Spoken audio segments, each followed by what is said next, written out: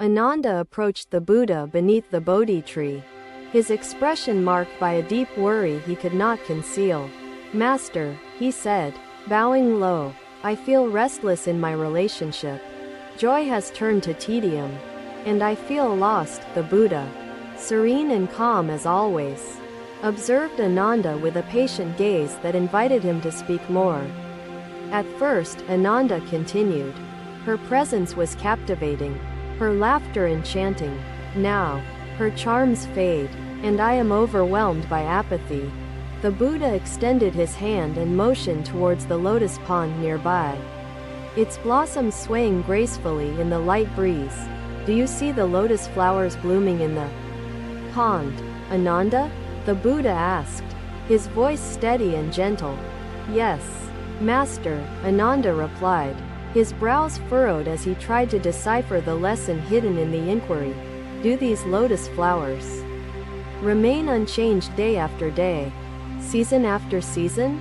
the Buddha asked, his gaze lingering on the pond. "No, Master," Ananda responded, realizing the impermanence of the delicate blooms in the ever-shifting dance of time. "Just as the lotus is impermanent, so are all things in life, Ananda," the Buddha stated without judgment or haste. "Your feelings, your thoughts, and even the charm of your partner are subject to the law of impermanence," he added. Ananda's expression revealed his struggle to comprehend. To surrender is strength, Buddha assured him. It is letting go of resistance and allowing wisdom to flow without obstruction. The seeker remained silent, his brow furrowed, as tears welled in his eyes. His vulnerability laid bare before his teacher. "Let us explore this further," he said. Standing and gesturing for Ananda to follow, they walked in silence, the sound of their footsteps blending with the rustling leaves and the whispering wind. The Buddha led Ananda to a sculptor's workshop, where an artist was chiseling a block of marble with focused determination. "Observe the sculptor at his work," the Buddha instructed, his eyes fixed on the chisel striking the stone with precision. "Master," the seeker asked, "how do I know my confession will bring peace and not further suffering to my brother?" To confess is to trust the inherent compassion within others, even when fear blinds us to their ability to forgive, Buddha said. "But what if forgiveness never comes?" the seeker whispered, his fear palpable, his doubt raw and overwhelming in its intensity. "Forgiveness, child, is neither promised nor demanded," Buddha replied. "Its absence does not negate your liberation through truth. A relationship, Ananda, is like this stone," the Buddha said, his voice tinged with quiet wisdom and reassurance. "It is not static, and it requires effort, patience, and acceptance to shape it into something enduring and meaningful," he continued. Ananda tilted his head, pondering the parallel. "But what if boredom persists, Master? What if feelings of monotony overshadow everything else?" he asked hesitantly. The Buddha paused, his gaze shifting to a cloud drifting lazily across the sky, its shape changing moment by moment. "Boredom, like joy, is a passing cloud in the sky of your mind," the Buddha said, his tone steady and kind. The seeker nodded slowly, his heart trembling, his mind still questioning, yet touched by the quiet resonance of Buddha's words. "Master, how did you find the courage to speak truth when confronted by rejection, loss, and misunderstanding along your journey?" he asked. "Is impermanence, then, not a curse but an opportunity, Master?" Ananda asked, his voice tinged with newfound curiosity and hope. "Exactly, Ananda," the Buddha replied, his tone filled with warmth. "Impermanence allows for renewal, growth, and a deeper understanding of love." As the sculpture's rhythmic chiseling continued, Ananda turned to the Buddha, his worries beginning to dissipate into the evening air. "Master," he said, bowing deeply, "I will reflect on your teachings and strive to nurture my relationship with care and intention." The Buddha nodded, his expression calm yet encouraging. Remember, Ananda, it is resistance to change that causes suffering, not change itself. Embrace each moment fully, and you shall discover the beauty that lies in impermanence and the journey of connection, he concluded. With gratitude swelling in his heart, Ananda rose, ready to approach his relationship with newfound wisdom and understanding. Another day, Ananda approached the Buddha, his heart burdened by new doubts that had surfaced like clouds after a storm. Master, Ananda said, bowing low, I have tried to accept impermanence. Yet my heart remains restless and uncertain. The Buddha observed Ananda carefully, his gaze calm, as though weighing the words unsaid as much as those spoken. Come, Ananda, the Buddha said, rising to his feet, there is a lesson waiting for you beyond this grove. They walked in silence, the forest alive with the sounds of rustling leaves, chirping birds, and the soft crunch of soil. The Buddha brought Ananda to a small workshop where a sculptor was chipping away at a block of marble. The sculptor paused briefly, wiping sweat from his brow, and resumed work, his chisel striking the stone with deliberate precision. Observe the sculptor, Ananda, the Buddha said. Each strike reshapes the stone, bringing it closer to the artist's vision. Ananda watched intently, noting how fragments of marble fell away, revealing shapes and contours that were previously hidden. Does the sculptor despair over the imperfections within the stone, or does he embrace the process? The Buddha asked softly. No, Master, Ananda replied. He accepts the imperfections and works patiently to bring beauty forth from the raw material. Just so, the Buddha said, a relationship, Ananda, requires the same patience, the same willingness to shape and be shaped. But Master, Ananda asked, his voice trembling, what if no matter how I carve, the stone never seems to transform? The Buddha paused, his gaze steady, and turned his attention back to the sculptor, who worked with tireless dedication. Carving requires consistency. Ananda, the Buddha said, it is not in rushing but in persistence that the stone reveals its beauty. Ananda frowned, his doubts persisting. But, Master, what if the stone itself resists transformation? What then can be done? The Buddha gestured toward the unchiseled portion of the marble. Resistance does not negate possibility. Ananda, effort is never wasted. Each strike refines the sculptor's skill. Whether or not the stone becomes the vision he holds in his mind, Buddha explained. Ananda's shoulders relaxed slightly, though his heart remained troubled. Does this mean relationships are effort without guaranteed reward? He asked earnestly. All of life is like the sculpture's work. Ananda, the Buddha said. The reward is not guaranteed but the effort itself is meaningful. But Master, Ananda continued, his voice carrying his lingering unease. How can one endure when boredom appears stronger than effort? The Buddha gazed toward the sky where clouds drifted leisurely, their shapes shifting and dissolving with the passage of time. Boredom is but a passing cloud. Ananda, the Buddha said, it has no permanence, nor should it dictate your actions. If you resist boredom, you feed its strength. If you accept it, you reclaim your peace and clarity, Buddha advised gently. Ananda closed his eyes briefly, attempting to reflect on the idea of accepting boredom rather than fearing its persistent presence. What if boredom returns? Master? Ananda asked hesitantly. Can acceptance alone prevent suffering from recurring again and again? The recurrence of boredom is like the river's endless flow. Ananda, the Buddha said, you cannot stop it, but you can flow. To flow is to embrace impermanence, to recognize that even tedium carries opportunities for growth, discovery, and renewal. The Buddha continued. Ananda nodded slowly, sensing the contours of understanding but still feeling the weight of his doubts pressing against his thoughts.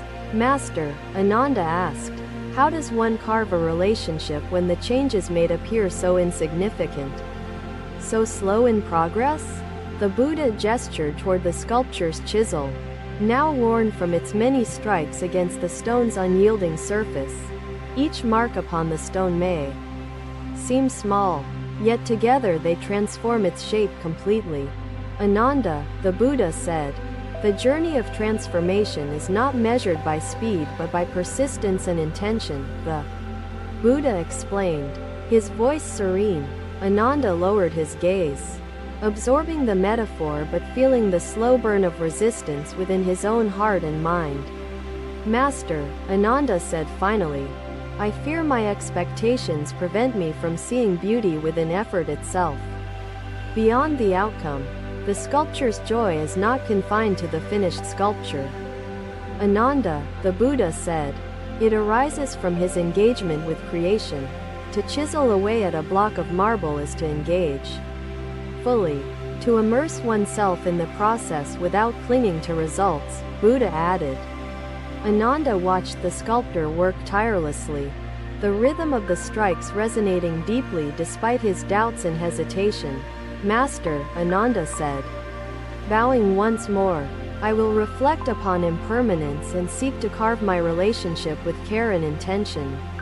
The Buddha nodded, his gaze filled with warmth and compassion. Remember, Ananda, it is your resistance that causes suffering, not change itself. Embrace each effort with mindfulness, and you will discover the beauty hidden within impermanence and within the journey itself, Buddha concluded. As they left the sculpture's workshop, Ananda felt the beginnings of understanding settle within him, though questions lingered in the depths of his thoughts. Another day, Ananda sat beneath the Bodhi tree, his mind restless as thoughts of impermanence and relationships consumed his focus. Master, Ananda began, bowing low, though I reflect on impermanence, uncertainty fills my heart. I fear losing love altogether. The Buddha gazed toward the horizon, where the flowing river sparkled beneath the early morning sun, calm and eternal. Come, Ananda, the Buddha said, his voice gentle. Let us walk by the river. It will guide your thoughts. They walked in silence, the sound of the water merging with the rustling leaves and distant chirping of unseen birds. Ananda, the Buddha asked, gesturing toward the river, what do you see when you gaze upon these flowing waters? I see a river. Master, Ananda replied, his brow furrowed in thought. Its flow is constant, yet it is always changing. Exactly, Ananda, the Buddha said. The river mirrors life itself, impermanent, ever-changing, yet continuous in its essence. But, Master, Ananda asked, how does this help one who feels restless, lost, or disconnected from a partner? The Buddha stopped walking, his gaze fixed on a small stone carried effortlessly by the water's current downstream. Do you think the stone resists the river's flow? Ananda? The Buddha inquired, his voice quiet, as though addressing the river. No, Master, Ananda answered, tilting his head. The stone surrenders to the current. It does not resist the river's path. Precisely, Ananda, the Buddha said. Surrender does not mean passivity. It means embracing the movement and changes of life. Master, Ananda said, his voice laden with doubt. How can one embrace impermanence without feeling fear or sadness? The Buddha knelt by the riverbank, picking up a handful of water that shimmered in the morning light. Do you mourn the water slipping through your fingers, Ananda? The Buddha asked, allowing the droplets to return to the river. No, Master, Ananda replied. The water is not lost, it becomes part of the river once more. The Buddha nodded, his face serene as a still pond. Just so, Ananda, love transforms but is never truly lost. Master, Ananda said hesitantly. How can love transform without losing its beauty or becoming weighed down by monotony? The Buddha smiled gently, gesturing to the river as it curved around rocks, trees, and distant bends invisible from their view. Love is like the river. Ananda, the Buddha said, its beauty lies not in constancy but in its ability to adapt. Each bend, each obstacle gives the river purpose and grace. Just as challenges deepen and refine the love you share, he explained. Ananda gazed at the water, his mind tracing the metaphor's depths while his heart grappled with its implications. Master, Ananda asked, what if a relationship feels like a stagnant pool, untouched by the flow of the river?